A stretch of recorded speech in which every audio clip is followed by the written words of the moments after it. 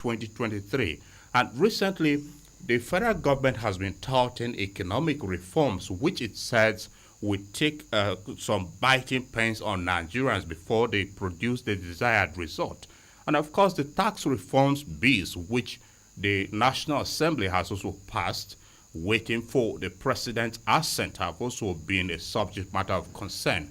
The issue of domestic refining of petroleum has also been there. Despite the coming into being of the Dangote refinery, Nigeria seemed to be hit by petroleum crisis, and recently the federal government suspended the crude for Naira policy with the Dangote refinery. These are some of the issues which I try to interrogate and see the extent to which it impacts on the lives of Nigerians. How are Nigerians faring amidst the degree of all these issues, some of which I've highlighted here?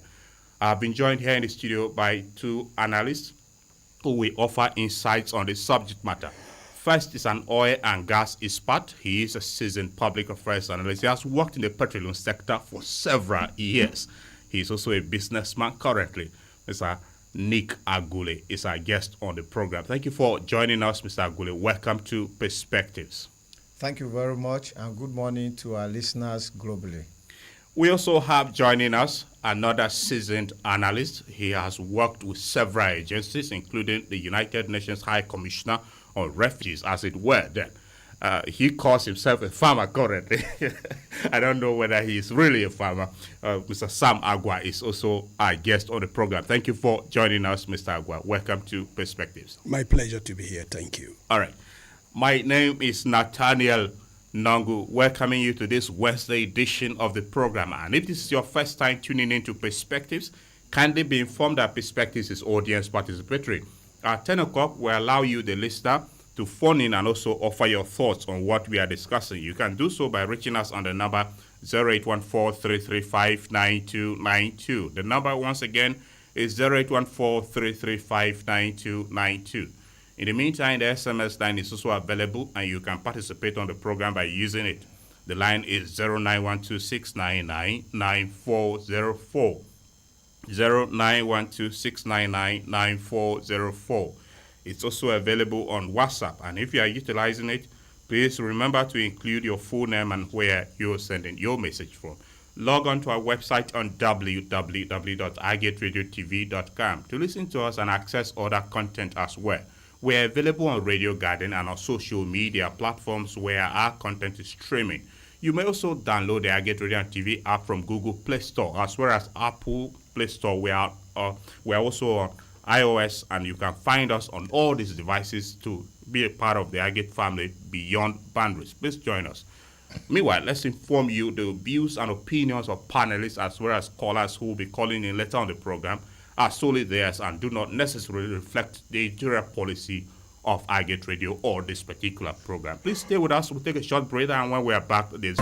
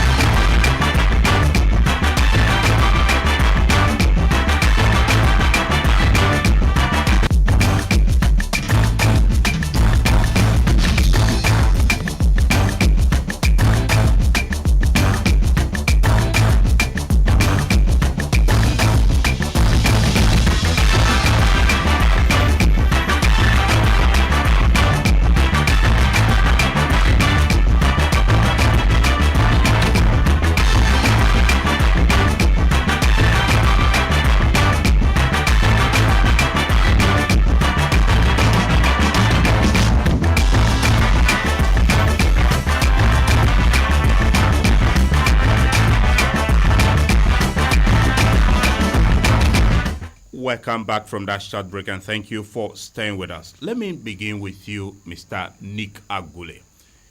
Let's begin in the petroleum sector, where you have had extensive experience working over the years. Are you worried about the petroleum crisis that has continued in Nigeria? And recently, the federal government, President Tinubu, impact the stability of that sector? Thank you very much. A very good question you've asked. My total assessment of the petroleum sector in Nigeria is that we can do better than what we're doing now.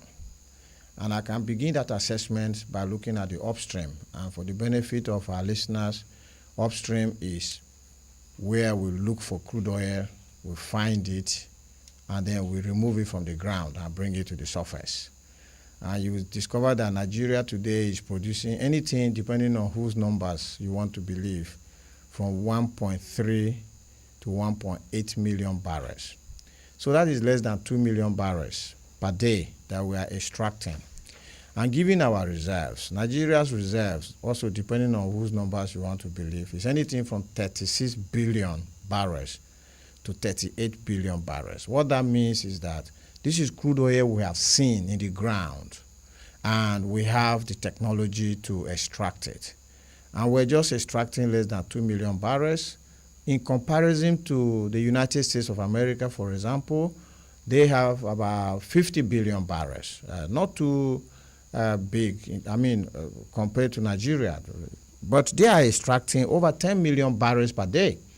So you will discover that because we're not extracting enough, that is why we're having budget deficits and all of that. If you look at the Gulf states, Saudi Arabia is extracting more than 10 million barrels per day. So if Nigeria, for instance, were to increase more money to develop Nigeria, so that's upstream. Coming to midstream, which is refining. For a long time, we never had refineries working. Thankfully, Dangote Refinery has come to remove the shame of a major crude producer who was refining 0 barrels. So Dangote Refinery is now refining 650,000 barrels. But the problem there is that there's a danger of having a monopoly who is controlling the market, who can decide the prices. And for Nigerians, the cost of petroleum products is very important because not only do we use it in machines, which is engines like vehicles, we also use it for power generation. So it's very important that Nigeria's 445,000 barrels capacity refineries, 4 of them, need to be brought back on stream very quickly. And if we go to downstream, which is the marketing of the products, we also discover that there's a huge problem. How are we marketing petroleum products in Nigeria? We're bringing them in tankers. So Dangote Refinery petrol that comes to Makurdi is going to come in a truck that drives all the way from Lagos to Makurdi. And imagine going to Maiduguri, right? And that's going to increase the cost of that petrol. And those trucks are also consuming petroleum products themselves. So at the end, the products land at a higher cost.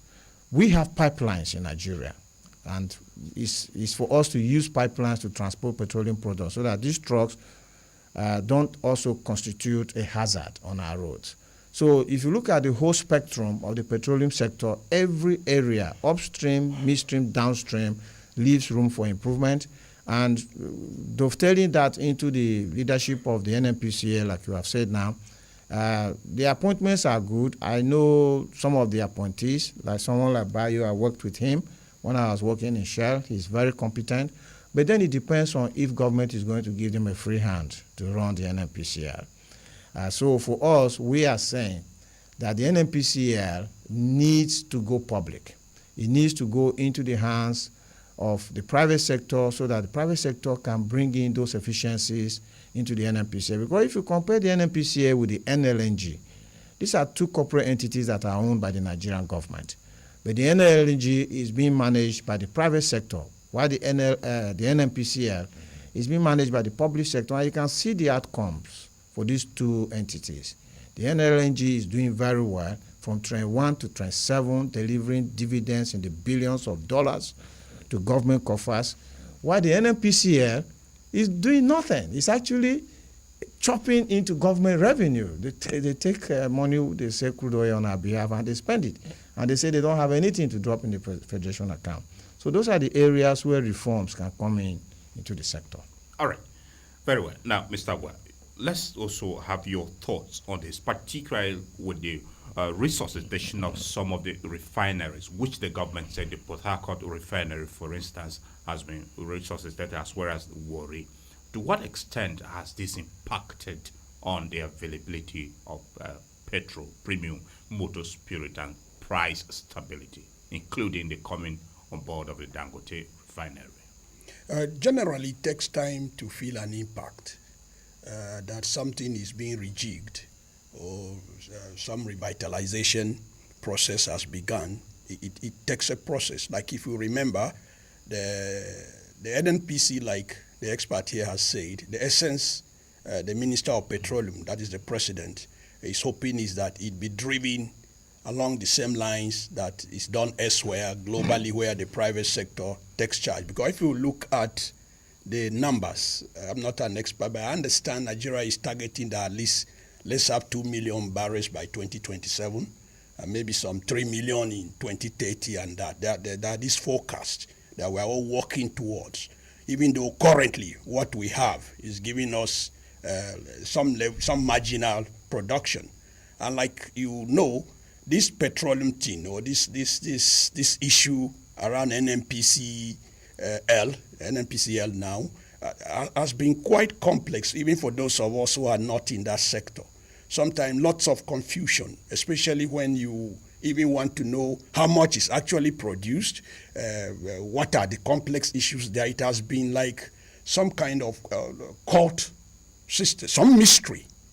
I can only hope that the rejigging, bringing in on board people to drive it the same way it's done in Brazil elsewhere, could help us. But actually, for me, because we the citizens, is when finally we get that product, is available and is affordable. We only hope. I'm not speaking as an expert, but what worries us is, personally, I always have this concern. Is it possible for me to buy at 500? What are those reforms that would put this in place for me to realize that? So the technical issues of how the processes and that meeting quota, meeting that. So I am thinking, President Tinubu of government, in this sector too, the same way like Nick mentioned about how the NLNG is a bit more liberalized, and as such, they are able to operate more freely. Put this hold also on the NNPC and allow it dry. But for me, I'm not here to talk much other than say, can we, Mr. President, can you even forecast for us possibility that would that be, okay, let me say at least 500. Let me not come and choke things as a citizen. But I actually long for that day I will walk into a station and at about 500 a liter, I can put through. I'm not praying necessarily that I go and buy at 97 as it used to be, because Nick will begin to tell us how to get it at 97. These are the issues. We'll speak grammar here all day. But please, can we get more affordable products? All right. Now, Mr. Agule, these refineries, the Port Harcourt and Warri one, are they actually resuscitated? Have they been revived? Are they producing? And how can the NNPC ramp up production at these two refineries to meet the petroleum needs of Nigerians? It's very difficult to tell. So one of the things with the NNPCL is that there is some level of opaqueness with that organization. And we hope that this leadership that has come on board now, that is actually mostly private sector operatives, will be able to bring in the kind of efficiencies and then the transparency that is needed for the NNPCL. So they made announcements about the commencement of refining activities in the Port Harcourt refinery. And for the benefit of our listeners, there are actually two refineries in Port Harcourt. There's the old refinery, which is 60,000 barrels per day capacity, and then there's a newer refinery, which is 150,000 barrels capacity. So it is the old refinery, the 60,000 barrels per day capacity that the NNPCL announced that refining activities have commenced. And it all went into all sorts of controversy, whether it was really refining that was going there or they were just blending. And then they announced Warri Refinery, which is 125,000 barrels capacity, double that of the old Port Harcourt. Again, all sorts of controversies there. So what we need, and this is the advice we put forward to the new leadership of the NNPCL, is go into these refineries and tell Nigerians the truth, because we own these refineries. For us, like my co-panelist has said, we want to buy petroleum products cheaper. Yeah. That is for us the interest that we have in this matter. And so far we are not. We are not buying petroleum products cheaper. This morning, oil dipped below the $60 mark, right? So from about $85 to $60 now, we expect that to be translated into lower prices at the pump. But we are not seeing that. And honestly, we are not going to see that so long as Dangote Refinery is the monopoly, because a monopoly is not under pressure to give us fair pricing. And this is why, in as much as Dangote Refinery is a flagship refinery, and we thank Dangote for actually, like I say, removing the shame that an oil major is not refining anything, government must take steps to ensure that a monopoly does not fleece us. A monopoly is giving us fair pricing. And so far, I don't think we're seeing that. So the new management of the NNPCL must be straight to the point. Get these 4 refineries with 445,000 barrels capacity to start running in the minimum time as possible. But if you ask me, yes, I would say just put it out in the market and sell them out as we did before. Now, the NNPCL leadership, why they recently sacked a group managing director was there, Mele Kyari. He often had this conflicting stance with what the Dangote refinery was telling the Nigerian public. What do you think may have given reason as to why most of the times there's, in terms of prices of product, and in terms of production capacity, and crude for Naira policy, which has now been suspended? Exactly. So I will call it some sort of drama. That drama that happened, we could clearly see, looking at it rationally, that there were games that were being played. And you could see that when Dangote Refinery was to come on stream, the NNPCL, who initially wanted to take a stake in Dangote Refinery for a crude swap deal, they wanted to pay for the stake with crude oil they will be giving to Dangote Refinery. And they were not putting that crude oil forward. And Dangote Refinery said, since you guys are not paying for your share in Dangote Refinery, we are revoking it. We're taking it back. And then there were all sorts of bad mouthing of Dangote Refinery, that their products were substandard, they don't have a license to operate, between the NNPCL and the regulator. You know, that's the more concerning thing. The regulator is expected to be impartial. Very well. It's supposed to be an arbiter, you know, sitting on top of the operators. Because the NNPCL is a competitor to Dangote Refinery. A lot of people don't understand that the NNPCL is a business. It's not a regulator. It's a business pretty much as Shell or Mobil or Total are businesses. That's what the NNPCL is. And the regulator was siding with a competitor to Dangote Refinery to badmouth Dangote Refinery. And you will not expect that there must have been behind the scenes moves. And suddenly, NNPCL say we're the only person who will lift petroleum products from Dangote Refinery. Again, an anti-competitive move. The next thing is the NNPCL putting out a template using Platts, which is the price at which petroleum products are sold at the international market, and telling Nigerians that you're going to buy petrol at about 1,000 naira a liter. All that while, Dangote Refinery didn't tell us how much they were selling their petrol. Until this template came out, they cashed in on the template, and they started selling petrol to us like maybe 900 and something. I side with my co-panelist, Mr. Aguaye, to say, if really there's competition in the market, and whether it's Dangote Refinery, the other NNPCL refineries, and importers are competing for market share, we could actually buy petroleum products, you know, so to put pressure on them to give us a better deal. This is why the reforms in the sector must include the lowest hanging fruit, which are these 4 refineries that have already been built. I would prefer that President Tinubu puts them in the market so that private investors will take them, refurbish them, and begin to put products in the market to compete with every other supplier. All right, Mr. Agua, let me have you weigh in on this, especially in terms of the relationship between NNPCL and the Dangote refinery, price stability. The citizens were caught in the middle. Now that the leadership of the NNPCL has been changed, do you envisage a change of relationship between the NNPCL and Dangote refinery in the interest of the Nigerian citizen? Well, as a philosophy, when I'm speaking to the public, I'm a man of, I like being optimistic. I don't like looking particularly at hurdles or impediments to things and that.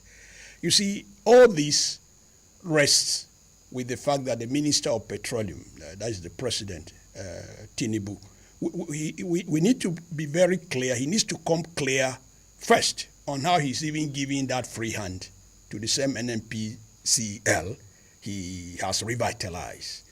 How he is, I mean, like you see most of his ministers come or his officers come talking about this oil thing in very conflicting manner. I noted the fact that there are lots of various statistics and understanding. For me, I am seeing a situation where once we just do it the way it's done in Brazil, government just simply, I know you are making money maybe behind the scene from lots of,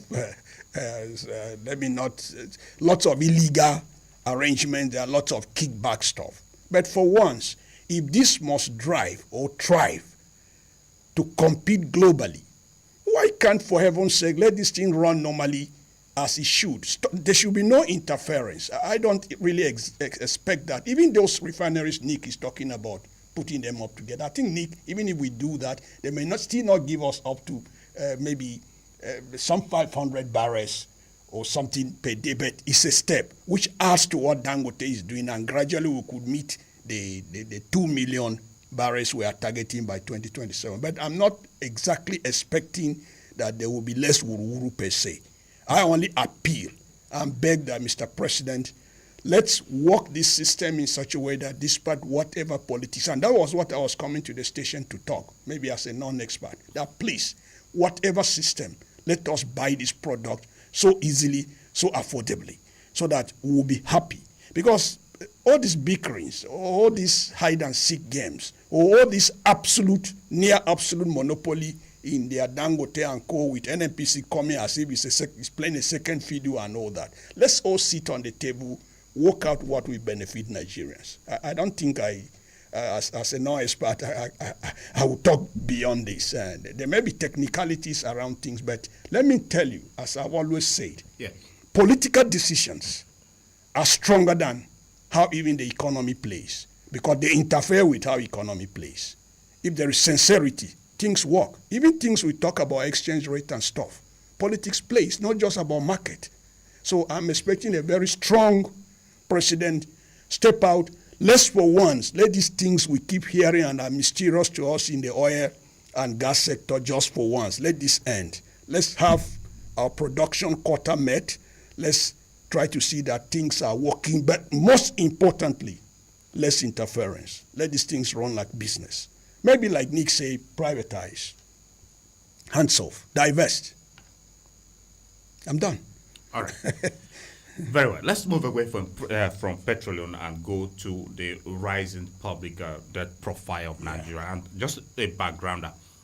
This is the Punch editorial of on the 7th of this month. It said in 20 months, Nigeria has secured 13.21 trillion naira. That is an average of $1 billion in borrowing expected this year, 2025. Why access to concessional loans can be critical financial leveler for development, the growing reliance on borrowings amid a rising debt profile, now at 144.67 trillion naira, raises concerns about debt sustainability and repayment capacity. Just a part of it. It went further to highlight that the 2025 federal budget tells a green trillion naira of 26% is earmarked for debt servicing. This exceeds the outlay for the recurrent expenditure of 13.64 trillion naira and a combined allocation for health, education, agriculture, and social welfare. Mr. Agwe, you're also a financial expert. Tell us, why is the federal government borrowing to this tune hugely, and to what extent is this servicing the interest of Nigerians for development? Thank you very much. I would say it's a troubling situation because if you have a family, the father and mother, their combined income is not enough to fend for the family. So what they do is that every month they borrow money to pay some of the debts and also fend for the family. A family that is living on borrowings, you will say that that family is in financial crisis. And that's the story of Nigeria. So your question as to why is this happening, the answer is simple. We are not generating enough revenue to deal with our expenditure. That's the simple answer. Government is simply not generating enough revenue to deal with expenditure. The other thing that is also happening is that government is still putting money in sectors that they could let go into the private sector. And I can give you a very good example. I'm sitting here with my co-panelist, Sam. We all have phones in our hands. At the time, telephone was on the expenditure list of the budget. We were funding a company called Nitel, and we were expecting Nitel to provide us phones. And the more money we put into Nitel, the less phones we saw. So there was all sorts of racketeering in phones. Maybe to have a phone, you needed to know a big man, or you needed to pay big money. Having a handset in your hand was a status symbol, right? To the extent that some people will have toys in their hands just to show off that they should also be seen as big men. Yes, a lot of Nigerians may not know this, especially the younger generation. This is what was happening in the telephone sector, yet government was spending money on telephone. So what simply happened? The Obasanjo government decided to take that telephone out of government expenditure, brought their own money. This was not borrowing. They brought their own money and they invested in the infrastructure. And then they increased the output of telephone from the 500,000 active lines that Nitel was supplying. 500,000 government, 220 million private sector. And you know what? Apart from taking telephone out of the government expenditure list, telephone is now putting money on the income side through the taxes that are coming in from the sector. A sector that was like 0.5% of GDP before is now about 15% of GDP. By government simply taking that step of taking it out and putting it in the private sector. So Nigeria's problem right now as we speak is because government, instead of continuing the reforms and taking things like the rail, the power, even public transportation, all of those kind of things, steel plants, domestic gas, putting it in the private sector, government is still sitting on them, putting huge budgetary allocations into it, and we are not seeing anything. For us who are in Benue here, another very clear example, and it's a very recent one that everybody can connect with, is the Makudi-Kefi Road. For a long time, that road was on the expenditure list of government through the Federal Ministry of Works, yet we saw no road.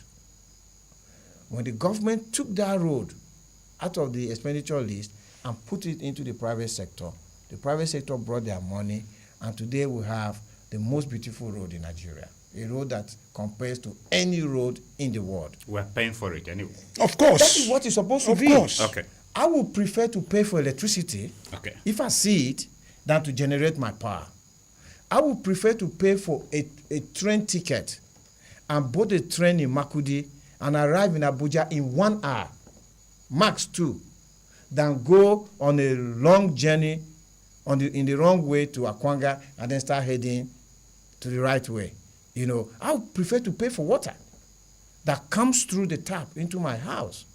I would prefer to pay for gas that is piped into my house. So these are the things. Nigerians are ready to pay for these things because what we are doing now is even more expensive. Like I gave you the example of the phone. People were buying if I tell people my personal story, when I married my wife, she was in Abuja. She had a Nitel phone. I took her to Warri, where I was working in the oil industry. No Nitel phone. I brought her phone and sold it in Abuja for 150,000. More than 20 years ago. So people are still struggling to pay compared to what the private sector is giving us now. So that's the point. If government takes these steps, the revenue of government will increase because the private sector will start putting money into the revenue of government. The expenditure of government will reduce because government will no longer need to make budgetary allocations in these sectors. And that is how Nigeria will balance their books. Otherwise, what we are doing now, we are living a Kalu life, borrow. We are living on borrowings. That's what Nigeria is doing now, which is sad. Now, there are Nigerians who argue that Nigeria seems to be borrowing just for borrowing's sake, especially now that maybe this may be a wrong assumption. Now that the petrol subsidy has been removed, that there's a lot of money and Nigeria needs not to borrow again. But here again, let me draw your attention, part of what I quoted, 14.32 trillion naira, that is 26% of this year's budget earmarked for debt servicing alone. Debt sustainability, let's talk about it. Let me break down something for my listeners. Very well. You are technical. They may not understand this billion 25% thing you are talking. So let me come to the level of the man on the street.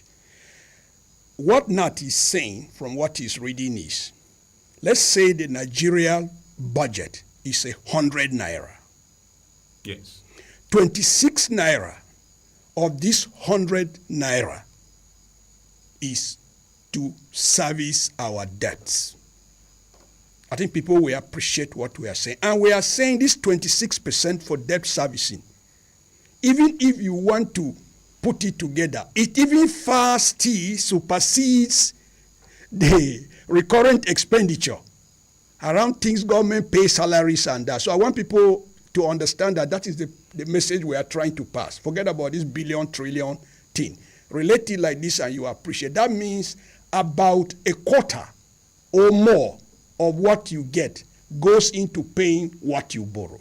Now, it's a very serious issue here because let me further describe again. Nigeria is like a desperate householder or family man who has borrowed on maybe so many online platforms. You borrowed on, I don't know them, but so many online platforms. Those launch. Now, suddenly, you are trying to find a way that as the other one is harassing you, you are doing on another, so at a point, you will come and get stalked as a householder because you will not know what to do. All of them will be harassing you, interest at the same time. It's not sustainable.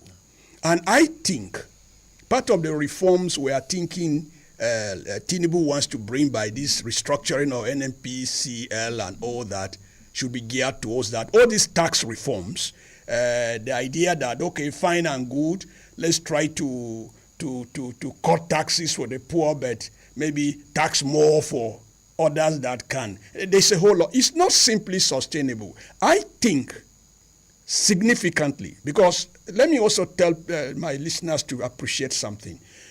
Before Buhari left, I think we were around some 70 something trillion about that.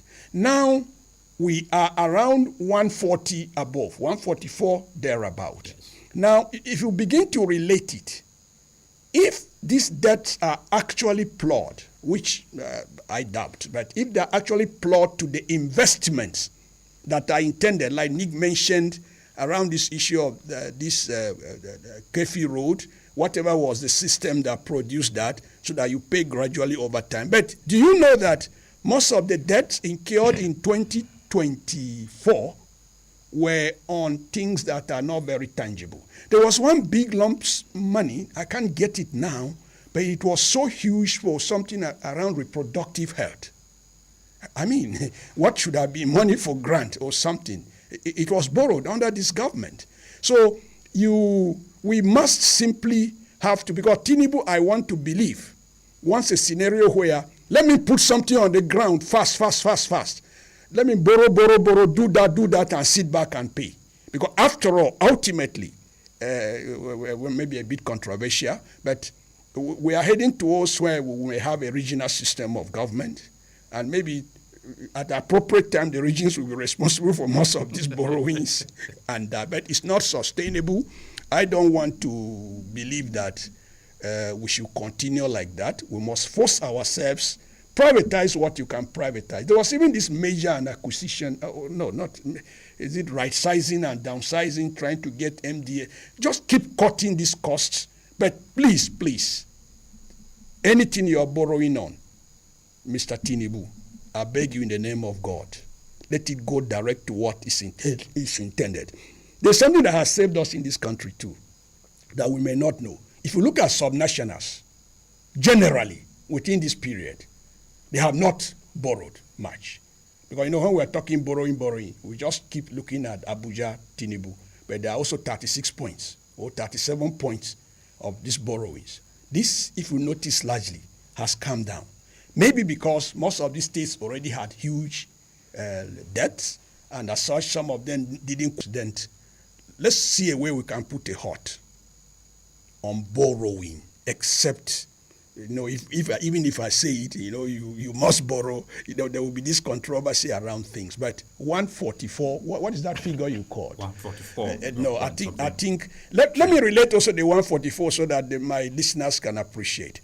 The total budget of Benue this year is less than $1 trillion. Yes, am I correct? 500 and something. Yes. So billion. The money NAT is calling, and you are listening on radio, or 144 means, it's like Benue. It will take the money Nigeria is owing. If you relate it, it's like Benue's budget for 30-something years. I just want to relate things because I've noticed most time we talk on the station here, people don't really get the grasp of the kind of things we are talking. Or let's pick Lagos that runs $1 trillion budget system. It means if it's 144 trillion and Lagos budget is maybe like 2 trillion or a little under, how many years? That is the appreciation of what Nigeria is owing. We just have to find a way to put a halt, get as much productive activities you can and move. But there's also a big issue. The U.S., this trade war, this global war. We are certainly going to come to that. Okay, because there's this big war. Okay, yes. Fine. Okay, now, Mr. Agule, what strategies can the Nigerian government employ to effectively manage the debt burden and mitigate the potential risk, especially in the long run? Because this huge borrowing is giving Nigerians a concern. Yes, I agree with you. If you are suffering a debt problem, even if you are an individual or a family unit, or you are a state, or even Nigeria as a country, there are two ways you can punch your way out of that problem. Way number one, increase your income. Way number two, reduce your expenditure. If you can get one of them done, it will help you. If you get both of them done, then you are in a very good position. Excellent. So Nigeria's situation is that we are not making money where we should make money. I can give you a few examples. Number one, we hear that when we produce oil, some people steal it, right? If the president takes action and reads the Riot Act to the service commanders and say, if they steal 1 barrel of our crude oil, you are going home. Yeah. I will need to have new commanders who will stop it, right? If the stealing of crude oil stops, we will now start making more money. The other area is taxation. In Nigeria, you realize that the poor are paying taxes, the rich are not. So if you go to our markets today, go to Uruku market now, there are people in the market who are cutting tickets for the women. That is taxation. But how much are Nigeria's billionaires paying in taxes? Elsewhere, they are expected to put their tax records before us. So even as we're coming to the tax reform bills, the point there is that it's not about having a new bill. It's about implementing even the tax laws that you have now. And then the third point, so these two I have said, is to increase our income. Then, of course, the third one is that reduce your expenditure. And how will government reduce their expenditure? I've spoken about it before. government should take the productive sectors of the economy, which they are straddling right now, and put them in the private sector so that government will have a respite. As they have had a respite in telephone, they are no longer budgeting for NITEL. So that will help with this thing. And then the next thing is that government needs to stop spending on frivolities. Do you know what happened during this National Assembly state of emergency issue? There's a salient point which maybe is lost on Nigerians. Both chambers of the National Assembly struggled to form a quorum. What does that mean? It means those members were outside of Nigeria. Because if they were in Nigeria, wherever they were, they would have returned to Abuja to sit in chambers. Yes. You see what I mean? So it meant that the House of Rep had about 100+ members outside the shores of Nigeria. And the Senate had nearly 40 senators out of the 109 outside the shores of Nigeria. They're spending this money traveling to do what? We have our problems here. Like for instance, Agate Radio now could be running on generator or could be running on a solar system. Whereas we're a gas nation, we also have other renewable sources of energy. Why can't they just sit back here and generate enough power for this economy? Why are bandits in our farms killing our farmers when we have service commanders and other security agencies in place? Because it is only when they liberate those lands and hand them over back to our farmers, and then the farmers are given machines to work with, that we can boost food output to feed Nigerians and to export and make more money. So that government, we start making money through that whole value chain. So there's hard work that needs to be done. Unfortunately, where I'm sitting, I'm not seeing that hard work. And it's very troubling. So year in, year out, we'll continue to talk about budget deficit, when Nigeria should be a rich, prosperous nation with jobs for our youth and the envy of the whole world. People should be fighting to get a visa to come and enjoy our sunshine. Do you know this sunshine that we have? It's a big resource. Absolutely. Because if you go elsewhere, like in Europe, in North America and all of that, they have a lot of cold during winter. And we can sell this sunshine to them. If we create a neighboring environment, tackle security, tackle infrastructure, they will bring their monies and come and enjoy the sunshine. So imagine a tourist spending an average of $10,000 when they come, and we have 1 million tourists. That's already $100 billion for selling the sun, which we are using nothing to produce. So these are the issues. We are not doing the heavy lifting. Our officials should sit back here and do the job. All right, Mr. Sam. In addition, Yes, I think in addition to what you say, I would like you to speak to us on how the government can balance its needs for borrowing as well as maintaining fiscal sustainability. Government, Yes. monetize your assets. No two ways about it. I understand NNPCL alone is sitting on asset worth $300 billion or something. It's one way. You can't just keep being government. Is not about have this, sit down and have so many bags in the room that I'm government. It's when people see these sacks, 100 sacks of something, oh, that's government. If there are 40, it's not government. No, government is you are driving a system that every citizen is participating. So for me, I think monetizing assets is key. I also understand that there is even these oil companies are owing government some $10 trillion or something. I don't know when they are going to recover the money, but processes should be set in place around these basic things. These are common things, but the will to do them or initiate or even renegotiate these things is not done. Then the next thing is go borrow. So I think these two, added to what Nick has said, is quite key. Let's monetize the state's assets. There are plenty. Let's find a way that we get in all manner of people coming. The same way you open your doors for tourism by creating an enabling environment, like he mentioned, issue of using sunshine. It's the same way you can open up even in the production or productive sector of the economy so that people, you don't just need to, I understand there is this Ajaokuta thing they are trying to work around to see how after they have tidied, striking that balance will be difficult, but because they will keep draining the money. They will keep going. They will keep going. The monies keep going, keep going, keep going. And you government sit thinking is when I have so much that I'm government. No. So I think my strongest point today is let the state monetize its assets. Let the process to recover what even the oil companies are owing began. Let's begin to see how sitting on this asset like we hear around the issues of some 300 trillion. I mean, find a way for others to come in the space, for heaven's sake. Remember the Trump war, global war, trade war, yes, is going to affect us too. Because already the federal government has started saying it's having an effect. Yeah. We say we don't want America pork. We don't want America Indomie, blah, blah, blah. Trump say no. There should be a way. We are not being fair. And, a lot is going to happen. So if we keep on not checking to see that we can jack up production and ensure a safe Nigeria so that we can all begin to work together, we may discover in the short run that Trump will clamp one kind of thing again, and we may start having problems. So I want to see a situation where let's try to get it also right on security so that we can produce better. Right now, there's no much of production going on. If you remember, because it's these monies that you want to borrow, they are so sweet. Like going on an online platform to borrow. They will just do it for you in 3 minutes, they will credit you. You go on this one, they credit you, and that.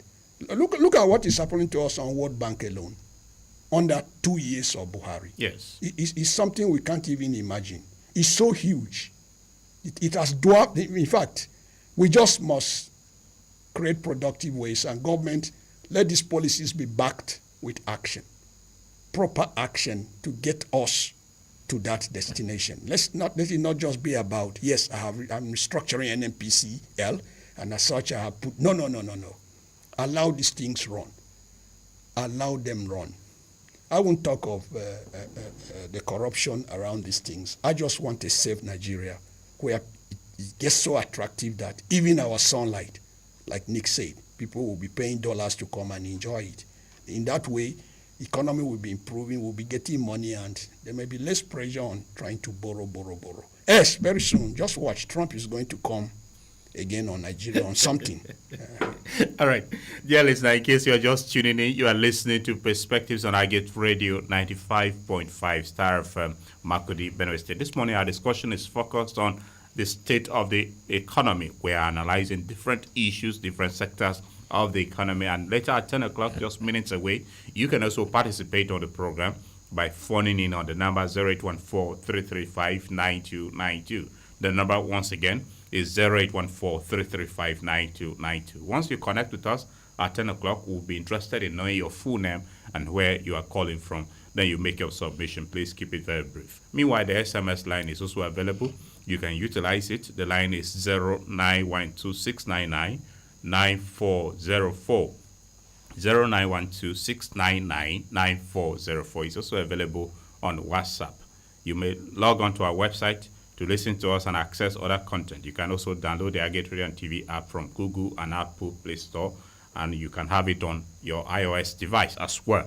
Let's remind you, the views of our panelists on this program and callers are solely theirs and do not necessarily reflect the editorial policy of the station or this particular program. Please stay with us. We'll take a short breather, and when we are back, we'll engage briefly and then start taking your calls.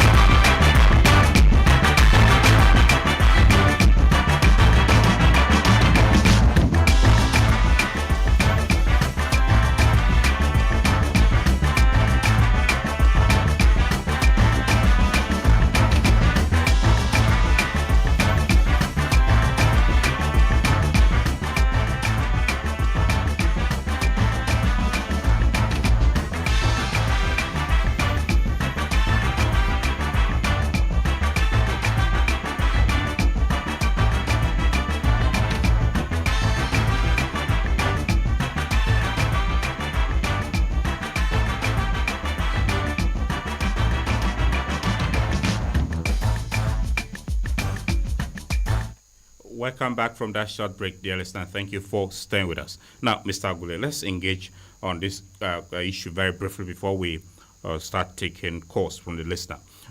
Talk to us how the subnational governments can balance their need for borrowing with the need to maintain fiscal prudence. I know your co-panelist, Mr. Agua, mentioned that the subnational governments seem to have reduced borrowing, but that is not totally true. The reports from the Debt Management Office proves otherwise. In this era that there's huge availability of resources to the subnational governments following the removal of fuel subsidy, why are the subnational governments still borrowing, and are they plowing it for the good of the citizens, you would say? You are actually correct. The numbers say that the subnationals actually borrowed 15 trillion between 2023 and 2024.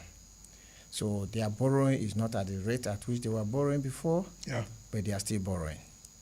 And for me, one of the biggest problems I think we have in Nigeria is this issue of federation account, where subnational governments sit back and wait to see money coming in from the center. Even in our individual capacities as humans, if my father, even as he's not alive now, he left a trust or a legacy where every month I get 10 million credited into my account, I don't think I'll have any passion to work. Why would I work when money is just coming from somewhere to fund my expenditure? So subnational governments in Nigeria, to be honest with my views, is that they are not doing enough. They are not focusing on championing productive activities in their domains. Just like you look at Benue, since we got into this Fourth Republic, we have had 3 men become our governors. We have the 4th man in the saddle now. The 4th man is still in the saddle, so we can spare him some thoughts to say, okay, let's see what he will do at the end of his tenure. But for the 3 men who have come and served and gone, we can appraise them because they don't have charge of Benue State. They didn't look at the key sectors that will jumpstart the economy of Benue, and that is agriculture. Yeah. Benue is an agrarian economy. If you activate agriculture in Benue, then there will be prosperity. Prosperity for the landowners, prosperity for the workforce, prosperity for the whole food value chain, prosperity for the citizens in terms of food security, food sufficiency, and money in their pockets. And how do I mean? Once we talk about agriculture, the first thing that comes to people's minds is insecurity. And truly, there is insecurity in Benue. But even as we speak today, there are local governments in this Benue that don't have an insecurity issue. There are local governments. I've never heard of insecurity in a local government like Vantika, for instance. You see what I'm saying? Or in Boko. So, but if you go to those kind of places, there are large swatches of fertile lands that could have been turned into industrial agriculture. And I tell people one thing. Agriculture can be crops like rice, millet, yam, can be trees like coconut, mangoes, guavas, oranges, can be animals. And the one that is the most intriguing is the tree cropping. Because when you plant a tree, the only effort you make is open the ground and put the tree in. Then you go away. And the tree continues to grow on its own. And without anything done on your side, the tree begins to fruit. And do you know what? Of the 8 billion people in the world, almost all of them eat a fruit raw. That is plucked from the tree to their mouth. Where is the opportunity for Benue? Assuming we just planted these trees all over Benue State. That means each of these governors, 3 of them that came and served and went and said, every year we will plant 1 million trees. In 24 years, they would have planted 24 million trees. And today, we'll be harvesting those fruits, packaging them, and sending them to Europe, to North America, to Asia, to everywhere, and they'll be sending us dollars. So as we're speaking, Benue can be making $100 billion, $200 billion only from the fruit. And if only $50 billion comes to Benue, because this budget, we talked about Benue budget, 500 billion naira, right? 0.6 trillion if you want for rough. It's not even, if you say it's 0.6 trillion. Yeah, just for sake of. That budget, if you go by the current exchange rate, because you remember that $1 billion right now is 1.5 trillion. Yeah? So that means that budget is about, say, $300 million. Yeah. What can it do for Benue? Nothing. Absolutely nothing.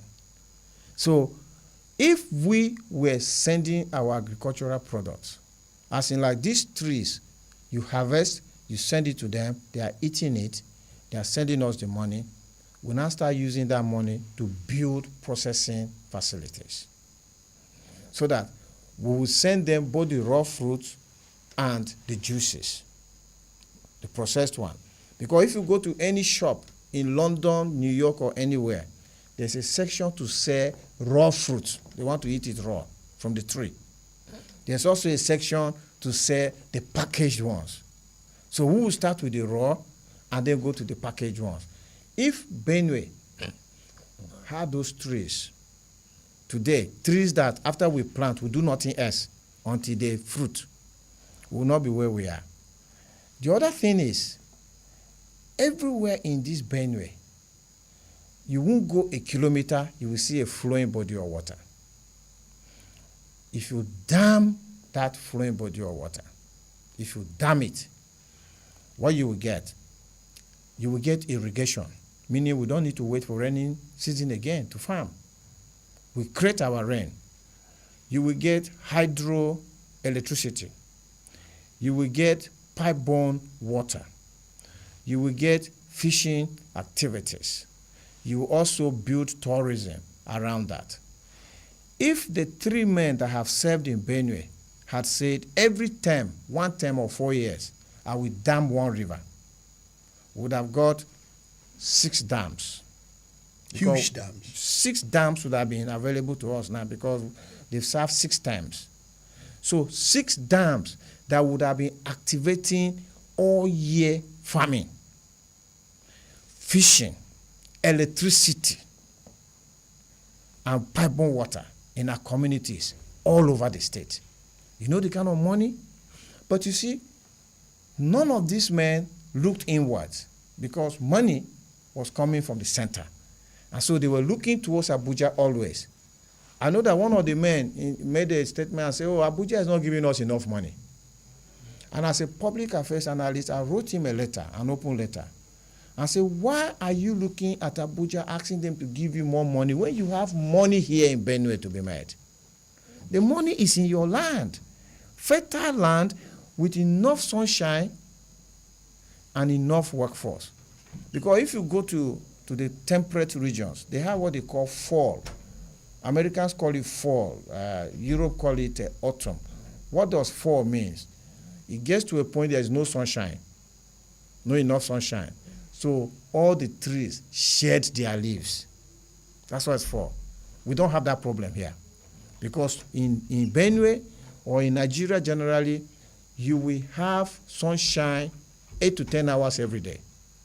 So this is what needs to happen. And the earlier our governors start doing that, the better. Otherwise, this economy we have now is rather too small.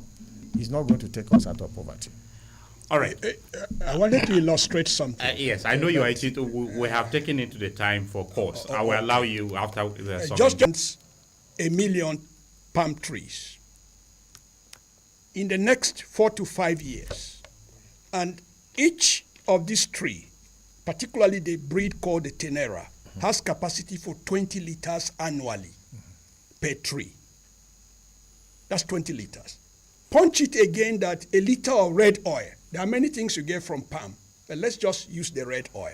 Let's say a liter of red oil is... As a palm oil. Yeah, the palm oil is maybe 2,000 naira.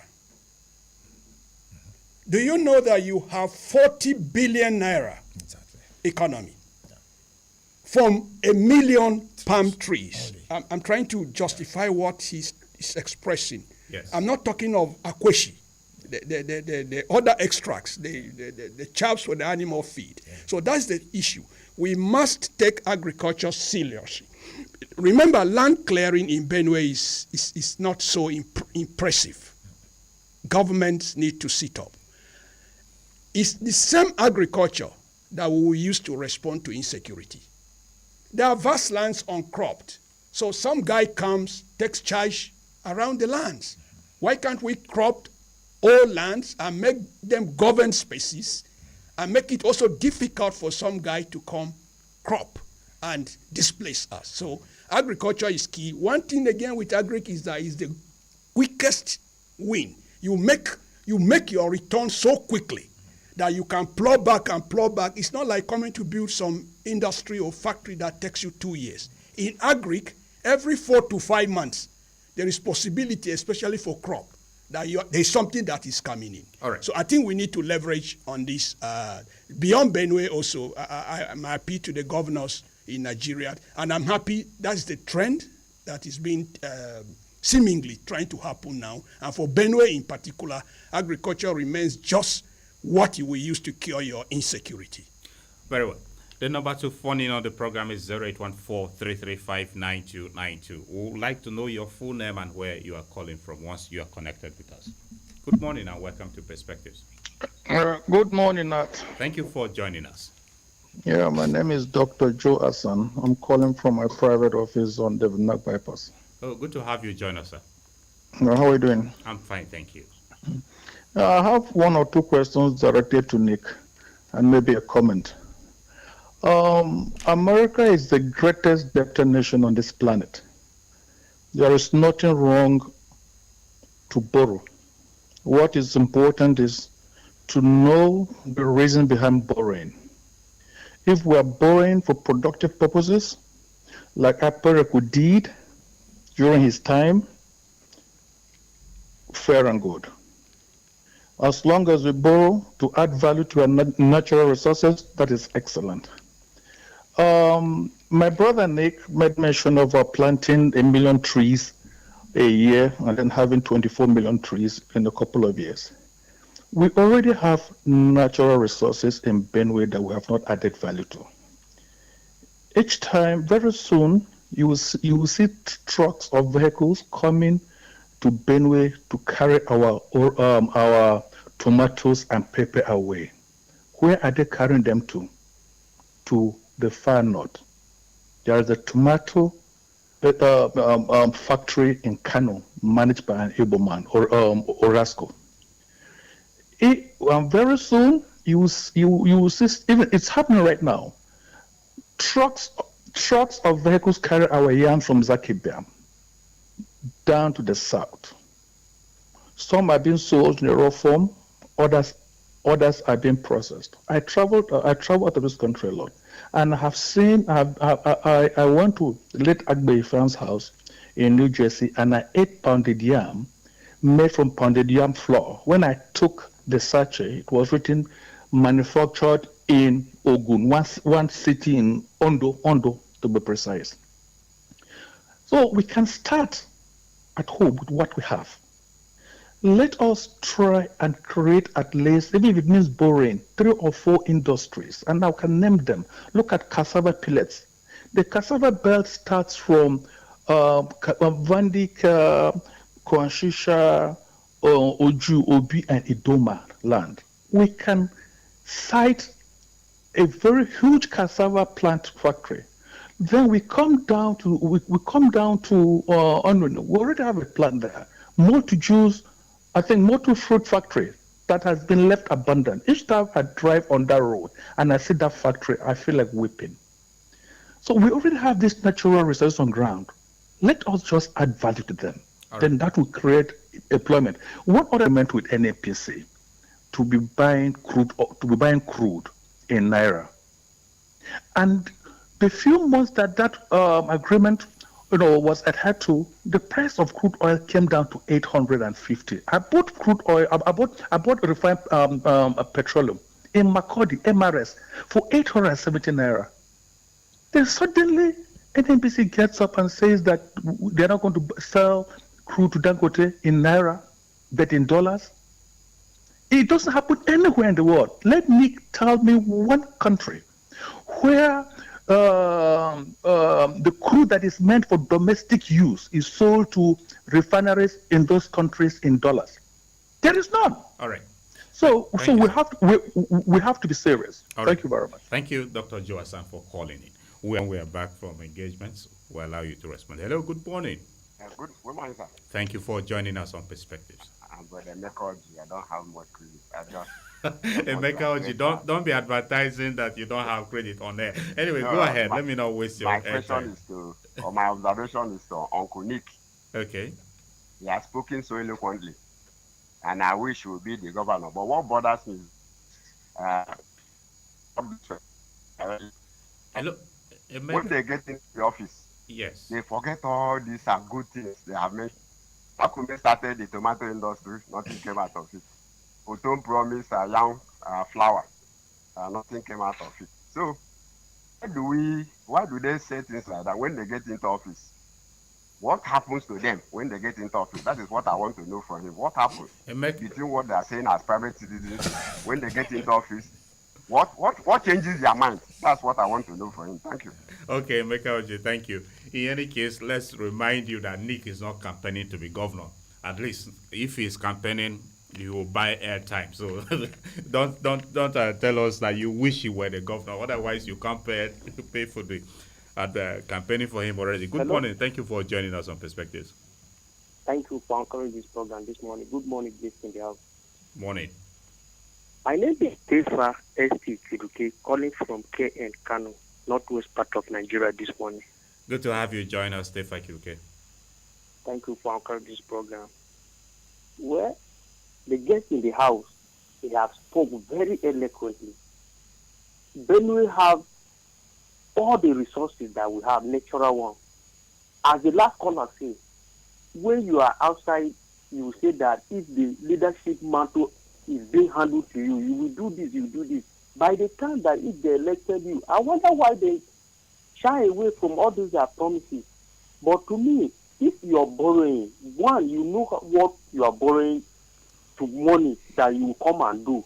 If it is invest in agriculture, it's fine. If you bring it, invest in it.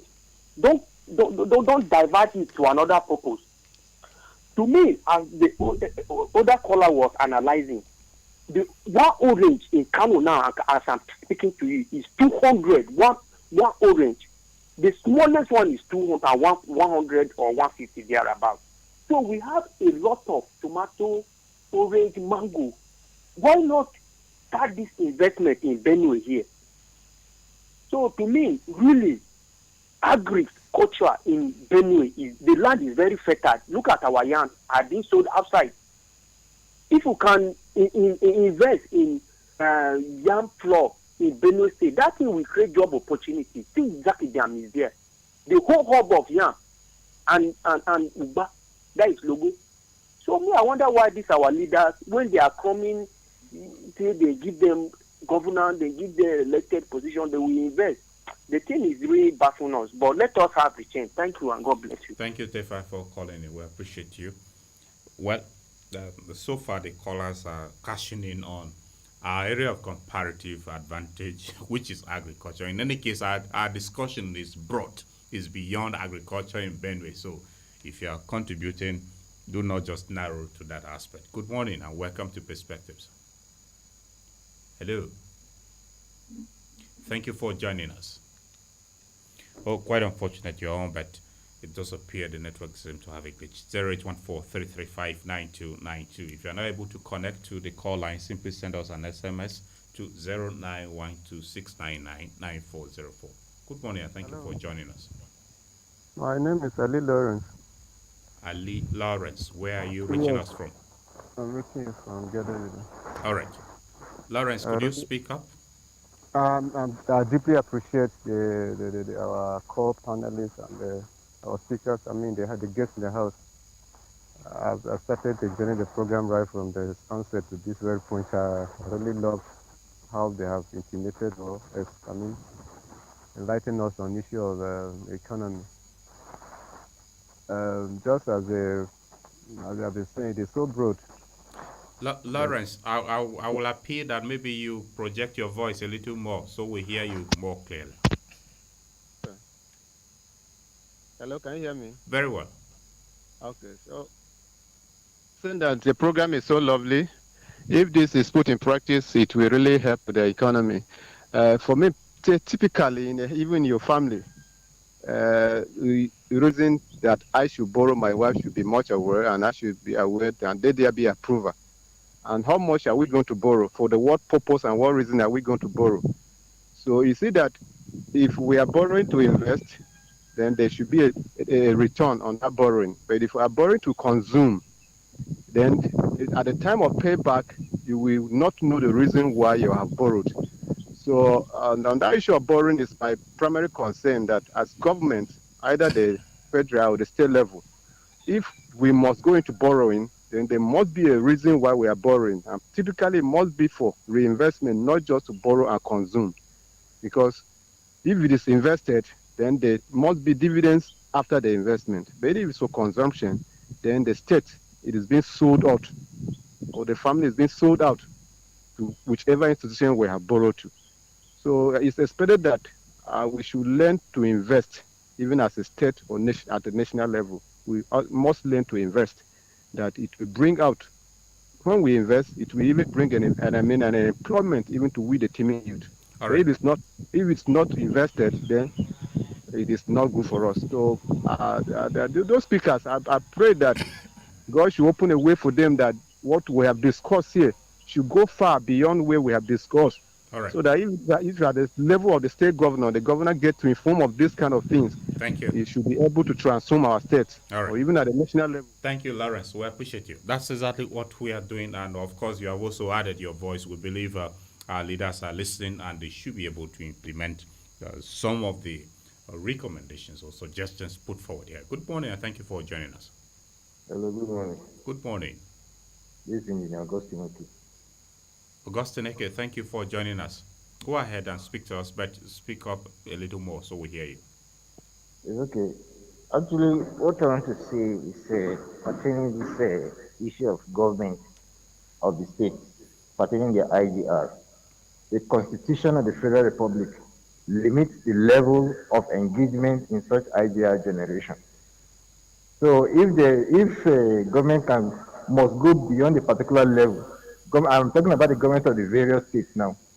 Now, the Constitution must have to, first of all, be adjusted or reviewed on this platform. We should be careful that the marauders are listening and will be advertising such reasons for penetration. Thank you very much. Augustine Eke, did you disclose anything you feel is sensitive? Yes. Like what? You want to Vandicare, point? Like saying Vandicare is not does not have insecurity. That is bad. Anyway, we are not advertising any that tend to lead to security breaches. In any case, thank you for your position. We appreciate you for calling in. All right, 0814-335-9292. The SMS line is also there, 0912-699-9404. Good morning. Welcome to the program. Hello. Good morning. Oh, the network. Anyway, I think I keep saying here, when the calls are no longer connecting very well, I keep saying that the government should also look in the area of telecommunications so that we have stable connection with our calls. Good morning, and thank you for joining us. Good morning. Welcome. My name is Benjamin Iku. Benjamin Iku. Iku. Yeah, welfare purpose. Okay, Benjamin Iku, could you move away from your radio set or turn down its volume so we can hear you better? It's okay. Can you get me now? Very well. It's okay. I want to appreciate the guest in the house. fact, they have said it all. Benjamin Iku, your radio is still interfering with our communication, so it may be difficult let me for us calm to down. communicate. Let me turn down the volume. Just move away from it. I appreciate all the guests in the house Yes. and the moderator. Thank you. I'm quite worried, especially the leadership we have in our nation. The spirit to actually implement and to direct those people that are sucking our economy, the spirit is not there. You can imagine an officer who is saddled with opportunity to actually boost the nation's economy, and they discover that that officer is not performing and nothing is coming out of that sector, and the leaders in charge will not have the opportunity or the spirit to be able to caution and say, okay, you are not performing, so you are not capable, so we don't need you in that section, at least to deprive the nation of all those benefits. So leave the office for who is serious. The zeal to do that is not there. And so that zeal should be encouraged so that whoever is not performing, that person should be asked to go, like in foreign countries.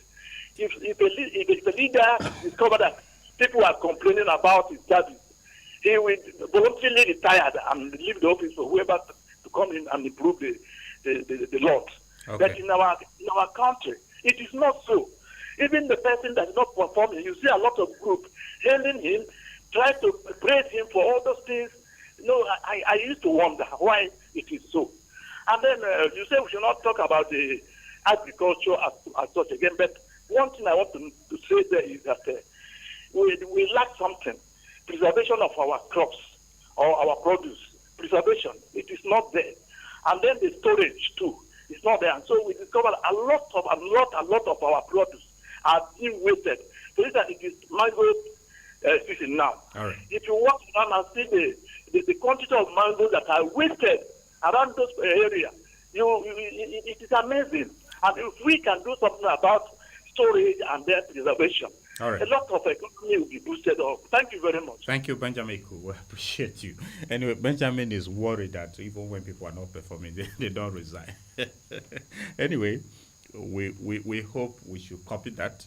Hello, good morning. Yeah, thank you very much. This is Ejida Sunday calling from Loba and Bakodi. Welcome. The problem of Nigeria is corruption. Let's try to eradicate corruption, and also I recommend that the national legislation. Hello, Sunday. Are you there? Yeah, I'm here. The national legislation should be unicameral, not bi-camera, and they should be more open, more transparent in their dealings, and they should cut down their foreign trips. Whatever they can get abroad, they can be got in Nigeria here. So that is my take. Studio there. SMS line is 0912-699-9404. It's also available on WhatsApp. Good morning, and thank you for joining us on Perspective. Yeah, good morning, Nathaniel. Thank you for joining us. And I want to appreciate all the panelists in the house. Thank you. They have spoken well. Yes, I want to... Let's know your name and where you're calling from. Okay, I am Gatau Paul at Bako Baptist High School at Chuse. Good to have you, Paul. Thank you, sir. I want to mention what one of the panelists have said. I remember vividly Nigeria was sustaining on agriculture for many years before the issue of fuel or issue of crude oil came. And there is this country, according to history, what I come to understand, that came and buy palm fruit in Nigeria. Now the country is rich. Only palm is surviving on palm trees alone. Then if Nigeria, we have thick forests, we have fertile land, both in Benue and in other states. If we can divert our attention on palm trees alone, we will survive in Benue or Nigeria. Then coming back to the borrowing of money, why can't Nigeria do it in this way? The way the bank, if you borrow in the bank, you don't pay, they seize all your house and all your belongings. Then if any president that come on seat that decided, why can't they follow you up and seize all that you have? So that at least when the next president or governor is on the seat, he will know that if I borrow this money, I use it judicially. Thank you. All right, thank you, Agata, also for your position. All right. We're still here, 0814-335-9292. Hello, good morning. Good morning. Hello. Hello, Uncle Nat, good morning. Good morning. Thank you for joining us on Perspectives. It's okay, thank you. I am called not to do Abraham. Todue, where are you reaching us from? Yes, you're on. Where are you reaching us from? Okay, I'm calling from behind NNPC mega station along Mapudi Ayede Road. Okay, we mentioned NNPC, so you have decided to call from their location. Go ahead, Connor. Don't mind me. It's okay. By the way, I hope NNPC did not ask you to call and counter the position of someone. No. Okay, go ahead. My concern is that I joined the discussion belatedly, but I think I was able to hear substantially from the speakers. My concern is that unless somebody become a governor before he can make an impact in this country or what? Because based on what they have said, I am already charged to begin tree planting, especially palm tree, to boost my own personal economy and family economy. Yes, go on, Connor. Are you there? Yes, I'm here. Hello? Yes, go on.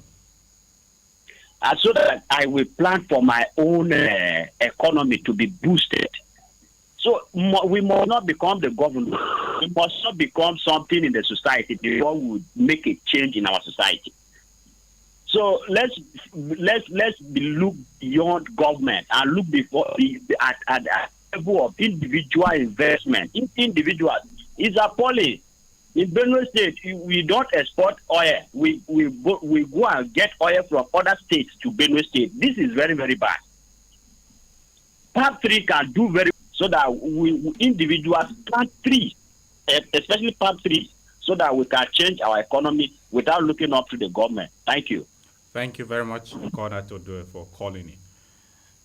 This idea of tree planting has resonated very well with the callers. Connor says he's inspired. Well, good enough. Started. That's exactly what we advocate on the program. Hello, good morning, and thank you for joining us on Perspectives. Good morning. Welcome to the program. Thank you. My name is Igbayima Akura, a vision person from Wakuma Kiabu government. Igbayima, welcome. Go ahead.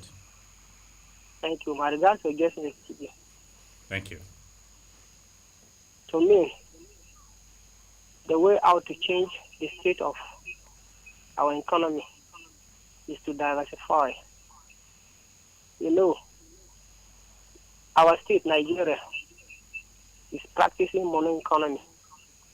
That is what the economy is killing us. At times, good promises, thinking that it will be a political way to tackle the situation, do not avail. Look at the current president. Removing the fuel subsidy, we were thinking that we will have a side of relief in terms of fuel supply and in terms of price. But look at what we are seeing. It is very unfortunate. As I think, the economy has been diversified, not looking only on oil. Let them look about agriculture and other sectors that are not yet to tap. Let them tap them up. I'm talking about the side of borrowing. To borrow is not a bad idea. But what becomes bad there is that did you implement the idea of borrowing that makes you to go and borrow? That is a million question to answer. Using the amount that borrow judiciously, rather, it will help a long way. improving our economy rather than borrowing and misusing it. It's not good. All right. So let our readers and we the followers, let us help our readers to tackle or to implement their political will judiciously. All right. Thank you. Thank you. We appreciate you. Thanks for calling. Okay, let's take some few messages and then we'll continue. Nat, this is from our WhatsApp box. It says, Nat, thanks for this topic and thanks to the guests in the studio. Until we have nothing to do with IMF, World Bank, and even cut ourselves from the United Nations Organization, our value as a nation and our political and economic freedom will never be guaranteed. We were borrowing IMF at the time of Tafawa Balewa, down to the time of President Shehu Shagari. The US too were seeing our president like a world president because we were endowed and productive. So sad that we are now economically enslaved. Engineer Dan Atai from Kwarafa Quarters in Makudi.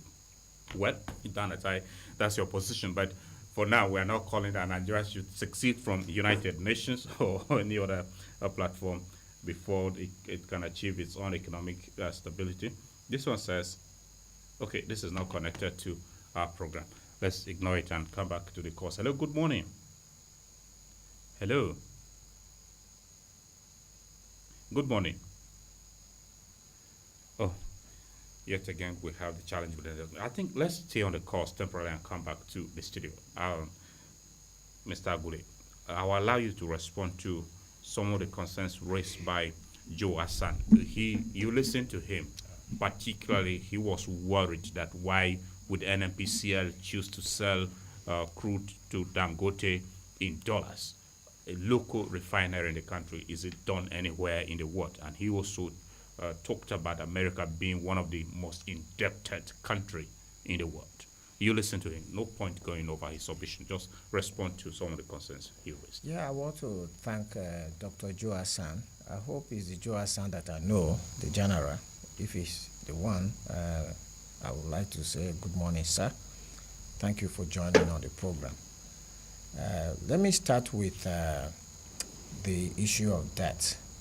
I completely agree with you that debt is okay, but there is a theory of death and there is a practice of death. So let me just give an analogy. If I say it is driving a car is a good thing because it facilitates your movement and it takes you from one place to the other easily. That is the theory. But if I have a driver who is a bad driver, give him a car, he's going to crash it. The practice is that I will not give him a car, even as the theory of driving is good, right? And that is the analogy that applies to Nigeria. So whilst I agree with Dr. Hassan that debt is not a problem, for instance, this road that I'm talking about, this Makudi Kefi road, is built with debt, right? Yes. And we are now enjoying a beautiful road. We are no longer having the kind of accidents that used to. The famous Akwanga Hills have now been flattened. Demystified. Exactly. You now drive on a flat road, on a dual carriageway, with no possibility of a head-on collision. And then we are not repairing our cars the way we used to repair them. That is debt in action. And we are paying that debt with the tolls we are paying. We are happy with that. If they take debt and develop our power sector where we can have electricity 24/7 to pay for it, no problem with that. If they take debt now and sort out Makudi Water Works, and we now have water reticulated in our homes, we have no problem with that. If they take debt and put a train in Makudi here to Abuja, 1 hour, 2 hours, and I just pay like 2,000 to 3,000, and I'm in Abuja, that's no problem. But the practice of debt in Nigeria is that you borrow and this thing goes into a dark box that we don't know anything about. And the practice therefore says I shouldn't give such a person money that I'm borrowing. And that is why I won't advocate more borrowing, because the borrowing comes in, enters a dark box, the whole civil service and public service system in Nigeria, like somebody said, is totally corrupt. We have to agree with that. If we were not corrupt, we would not set up the EFCC, we would not set up the ICPC. These three institutions were set up to respond to the fact that we have a very corrupt public service and even private sector. So I'm not going to advocate for additional debt if we can't see what is happening to it. That is why, for me, what I advocate for is foreign direct investment, which is what the MTNs have done, do business with us. We don't want the loan on our balance sheet. We don't want the loan money in the hands of civil servants or public servants. Coming to Dangote Refinery crude deal with the NNPCL, which is NNPCL gives Dangote Refinery crude oil, Dangote Refinery pays in Naira. It's a good deal. But that the deal has fallen through is not a reason for why the cost of petroleum products should skyrocket. How do I mean? Let me explain. Today, before I came to these studios, I checked the price of crude oil. It was about $60 a barrel. The deal that Dangote entered into with the NNPCL was that we will still sell this crude oil to you at $60. The only thing is that the settlement currency will not be dollars, but it will be Naira. So in terms of cost, whether you are paying in Naira or you are paying in dollars, it's the same cost. I don't know if I'm connecting with the listeners on this. That you are paying in Naira or paying in dollar does not reduce the cost. So if Dangote took the crude at $60, refined it, and put petrol out at $850, now that he's being asked to pay in dollars, shouldn't be a reason why, because the cost is the same. The only challenge is that exchange rate is going to be impacted because Dangote will pay dollars, refine petrol, sell it in Naira, so we need to convert that Naira back to dollars to be able to buy crude again. So it's an exchange rate impact. But on the cost side, I don't think the cost should have been a big issue. And I know that Dangote cannot, as a businessman, give Nigerians fair pricing without the pressure of competition. And that is why it's very important for government to focus on ensuring that Dangote gives Nigerians a fair deal. Because like crude oil sold for $90 $90 last year, about $85 this year. And it's $60 now. We should see the impact on the pump price. And if we are not seeing, that is the role of government. The regulators should step in and say, Dangote, why are Nigerians not seeing the impact of the falling crude oil prices? Because, we talked about the tariffs. So the tariffs are helping us in some way because the trade war has led to a dampening outlook for the global economy. And because of that, crude oil prices have come down because people are thinking that there will not be as much economic activities. But it's hurting us also. You know why it's hurting us? The federal government budget is predicated on $75 per barrel crude oil. We expected to earn $75 per barrel. Now we're earning $60. What's the impact? It's either we borrow more to fund the budget or the budget simply can't be implemented. And that is serious because like we were saying, we cannot be servicing debt with as much money as we are earning in revenue. That's a problem. And right. This trade war with low crude oil prices is a real issue for us. Meaning, as I agree with one of the callers that say, we need to diversify our economy. Because we're a mono economy depending on crude oil. Very well. If we're depending on food, there's one thing about food. Nobody can ban it. Nobody. Because all humans must eat. America can say, I don't want to buy your crude again. They can survive. But they can't live without food. There's no economy that will live without. Like now, even petrol, people are saying, we are moving to renewable energy. Petrol may not be. Nobody moves away from food to anything. It must be food, and you must eat it. The 8 billion people in the world must eat food. And if we have food as a comparative advantage, we need to start moving to food. That's the real point. All right. I'll come to you shortly, Mr. Agwal. A few more engagements. Hello, good morning. Good morning, sir. Thank you for joining us. Yes, I am Takuruku Anyamazinga. I'm calling from Abete Bayon, Boko local government. Good to have you. Yes. I must greet the finalists in the studio. Yes, go on, Takuruku. We do not have much time again. Exactly. I will like to appreciate the government of today, but I will urge him to keep his head up because we have been suffering. All this debt, all these kind of things are the failure of government. So I will encourage this government. It should take the priority of these citizens. It should be conscious of what the citizens are facing. It will be better if the government can put it up. So I will encourage the government. They are trying, but let them do more so that the citizens will enjoy. Okay. Thank you very much. Thank you. We appreciate you. Government should do more for the citizens to enjoy. One more call and then we'll call it a wrap for the course. Hello, good morning. Hello. Oh, quite unfortunate. Your voice is not coming through. The SMS line is also there. If you're not able to connect, simply send us an SMS. Hello, good morning. Hello. Okay, since we are not able to take the calls again, I think that should be the last call we accommodate on the program. Now, Mr. Agua, let me come to you, and this time let's look at the tariffs. President Donald Trump of the U.S. is slamming heavy tariffs on it has thrown up a trade war.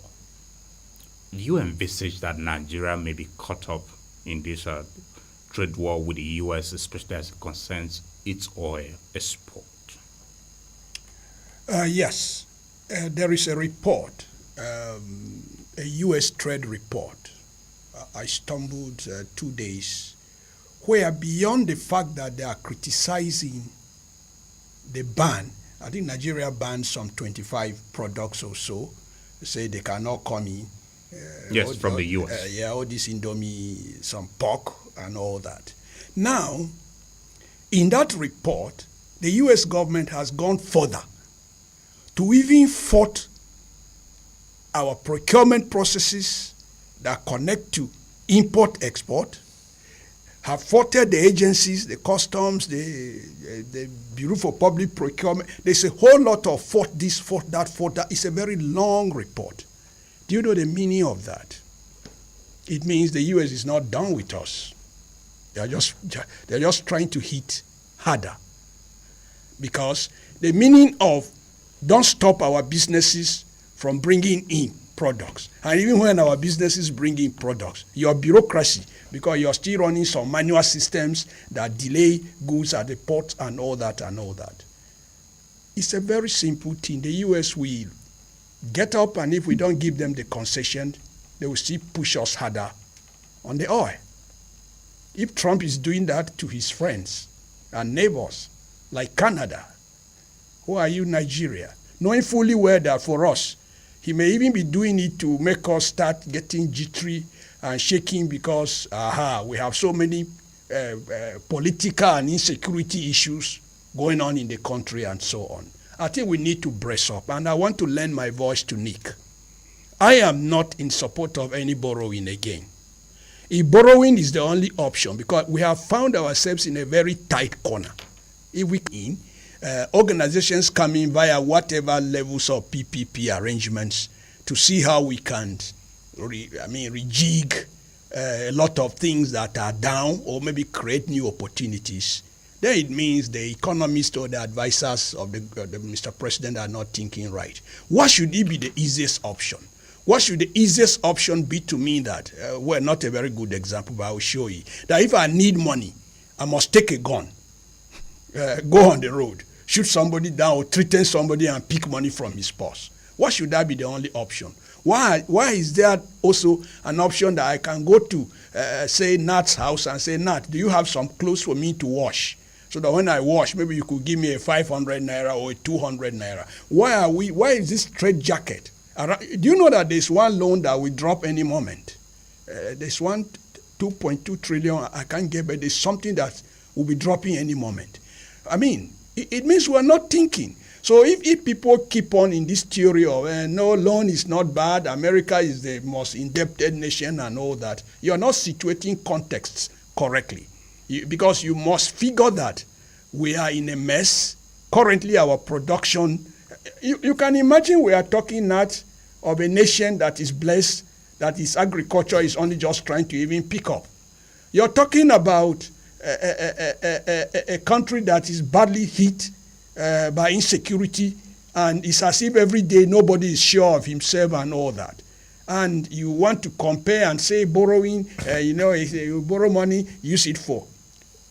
I don't think. That is why partly, although I know it's not the only reason, there may be other reasons, I sometimes applaud that Governor Alia of Benue has made efforts to manage things without borrowing much. Because if you look at the debt profile of Benue, even if he wanted to borrow, they would have given him small because the numbers were not good. A recent report which was released by the Debt Management Office suggested otherwise. Benue was also placed in the list of states that are borrowing. No, when you read this data, read them very correctly. No, I'm trying to I'm referencing the Debt Management Office, yes, not just there's a reduction. There's a reduction in our debt profile as a state in Benue. It doesn't take away the fact that what you are owing is not carried over, because if I was owing 10 naira and for whatever reason I'll be able to reduce it to 8 naira, it will still show that maybe I am at that 8 naira level. It doesn't mean I borrowed. I'm not saying it's an achievement, but I'm noting how prudence, how people, most subnationals, and you need to calm down, because if you choose the easiest option, the easiest option will create a problem. But I will be pleased if I hear that with dams and there is a borrowing plan, and that drops specifically, something happens. So generally we have to be very careful now as a nation. The numbers are not good, because remember there's one big software issue going on. What may not look economic. Gradually Nigeria is grinding to a one-party state, and it's being consciously prosecuted, meaning lots of resources are also leaking here and there to get us to that one-party state. This may not look economic, it may look a political team playing, but there's so much that is so mysterious going on in the country that is impacting the same economy. And sometimes when you have this loose money, the tendency is for you that, let me take even from this, like if you keep church money, sometimes you could say, okay, let me take from it. Or something, or let me do that. So, okay. I'll beg you stop on that. Let's engage with a few more issues and then we'll conclude. But let's take some messages, a few of them, then we'll come back. Good morning, presenter, with your guest. My take is the day Nigerians and their rulers are 50% honest with themselves, 90% of Nigeria's challenges will be solved. Most Nigerians don't know what happens in our oil industry. We borrow huge monies, but we can really show what it was. We cannot, I think something is missing there. We cannot really show what it was used for, and we recover so much stolen funds, yet we can't account for them. To me, we need to sincerely start building a new Nigeria that works. How China, Singapore, and India are the best, the rest were built. This old capitalist economy without stable electricity cannot work. Together we can. Joe Kennedy from International Marketing. Okay, Joe Kennedy, thanks for your position. Good morning, I Get Radio. I am not always happy the way people for palm tree for only harvesting palm wine. Because of palm wine, they will concern a whole. They will condemn a whole palm that has a lot of economic value. For me, I advocate that the practice should be banned. Gabriel from Achusa. All right, Gabriel, thank you for your position.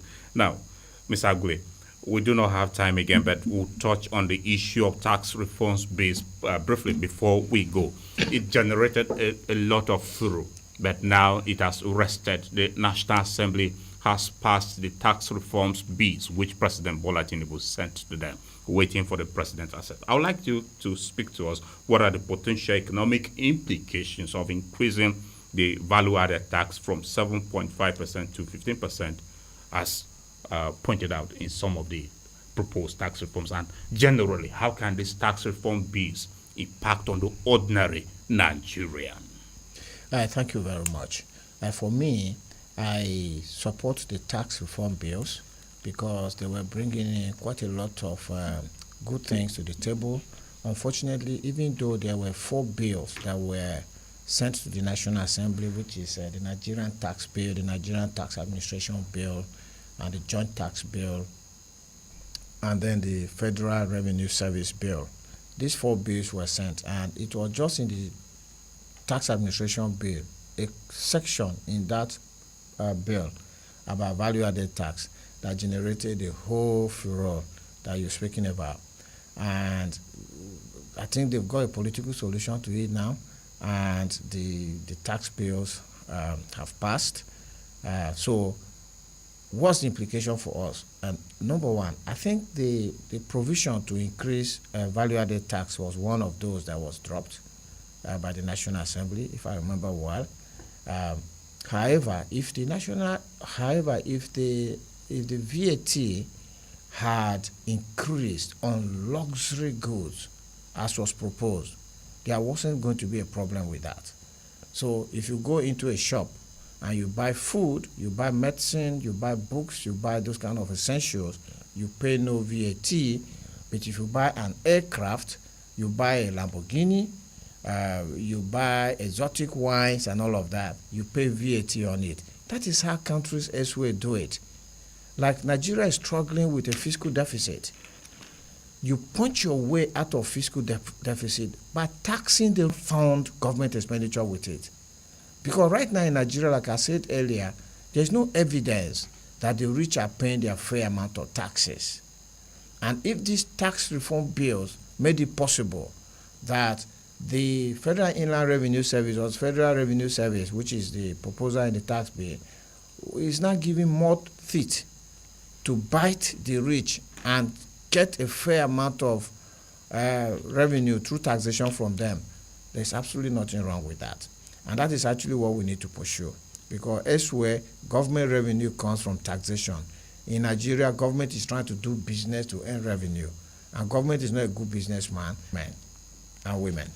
All right, Mr. Agua, let me have your take on this, and that should be your concluding thoughts. Are you okay that the tax reforms bills have now been passed by the National Assembly, and to what extent would they impact the already we that are the lower rung of society were exempted from paying some level of tax. So that in itself, I think is an impact. The question is, I find it doubtful sometimes with these moves, but again, it's like you're robbing Peter to pay Paul. The same government stretches its hands again, and we are fuel. We don't know the price of, you are getting certain things at a higher cost. Meanwhile, they say you are not paying tax. So could it be that in a way you are still paying tax, or somehow? So I think it will have some impact generally based on the design. I have read it, and then with the exclusion of VAT, although it has not been assented, I guess. Yes. But I think it will certainly be. I think it will impact, because obviously people that earn below a certain level will not pay what is called tax, although that is a small amount, but it's still something. Let's not just be being too hard on government. And you say concluding thoughts, but somebody mentioned something about unicameral legislation. That was well outside of the state of the economy, so I didn't want us to focus so much on it. More so that but there's something key here. Let me conclude. Yes. People are talking about honesty, that leaders ought to be honest. You don't expect leaders to be honest. You extract honesty from them. You compare them. You force them to be honest. So I want to correct this impression. Because our legislators may not be doing it the way we want, but we as citizens have a way of extracting, because you put pressure on the person to talk the truth, to be honest. You prune every line of budget. I mean, that's how the conversation should be. Don't think a leader will get up and be honest, or we feel that I'm not performing and we resign. No, here we are. It doesn't happen. Don't even expect it to happen. Simply put fire, put pressure on your leaders. So, Mr. Agule, if you are made governor or president, for instance, and Nigerians are not satisfied with you, you will not resign based on what I will not resign, however. So one thing, first and foremost, I agree so much with Sam when he says that the people need to put pressure. All right. Yeah, and the Constitution provides us all the powers to put the pressure on our leaders. We can talk about that in a different segment. But I wanted to say that, several of our listeners, they dialed in and they say, why is it that people talk nicely like this on radio? But when they are given positions, they don't replicate what they are talking. Like anyway, talking in the studio. I have never worked for government. Anyway, I think Sam has. I've worked for government. Let's leave it at that. Maybe when seconds and tell I can use 10 seconds to why explain. people enter government and they not. Maybe because of that, I can explain. We will scrutinize this in a subsequent edition okay, of no engagement. problem. I must thank you very much, Nick Agule. He's an oil and gas expert. He's a public affairs analyst. Sam Agua is also a public affairs analyst. He has worked extensively in government and also with the United Nations. I thank you both, gentlemen, for your valuable time on this edition, which will discuss the state of Nigeria's economy. Thank you very much for coming. Dear listener, that's our program today. Join us on Friday for a fresh edition. Have yourself a great week ahead. Goodbye. My name is Nathaniel Nong.